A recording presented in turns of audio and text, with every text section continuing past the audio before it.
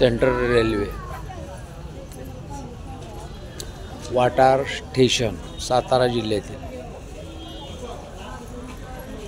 पूल बनवला पण लाईटची असुविधा केलेली आहे। लोक अंधारात जातात, अंधारात येत असतात।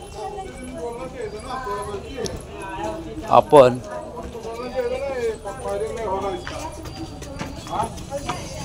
सदरू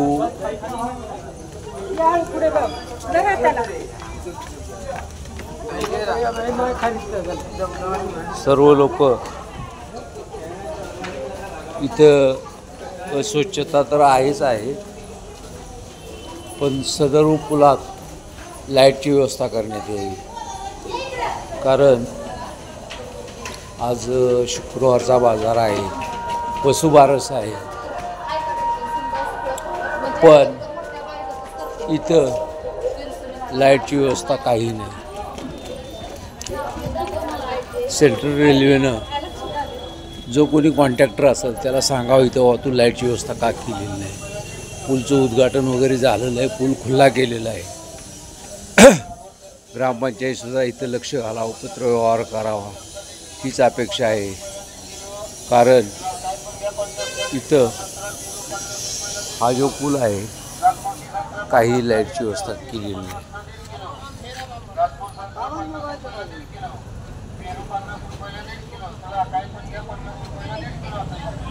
बघा सरकारी यंत्रणा कशी आहे।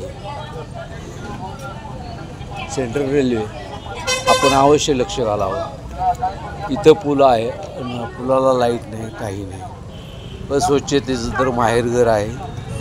पावसाळ्यात अत्यंत दुर्गंधी येते आणि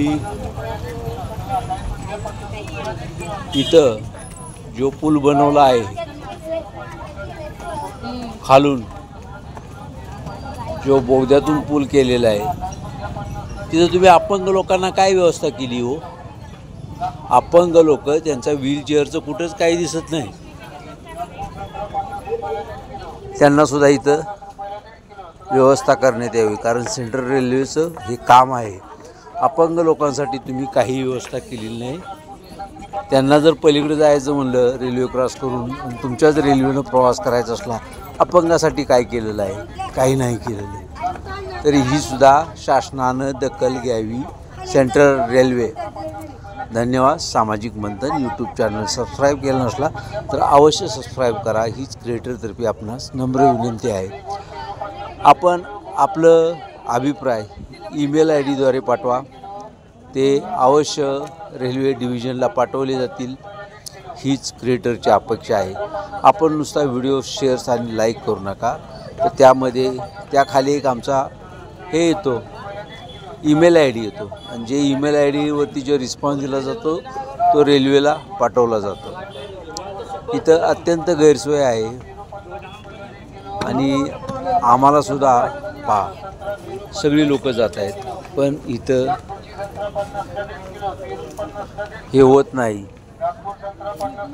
अंधार आहे, रात्रीचे चोरटे वगैरे इथून येणे शक्यता असते। तरी सेंट्रल रेल्वेनं याबाबतीत अवश्य दखल घेण्यात यावी अशी नम्र विनंती आहे। आपण ईमेल आय डीद्वारे याच्यावरती लिहा, टीका टिप्पणी करा, तर ती सेंट्रल गव्हर्नमेंटला आम्ही पाठवू शकतो तुमची ईमेल आय डीने। धन्यवाद। जय हिंद, जय महाराष्ट्र। असेच आम्ही नवनवीन विषय घेऊन आपल्या भेटीसाठी येत आहोत। सामाजिक मंथन।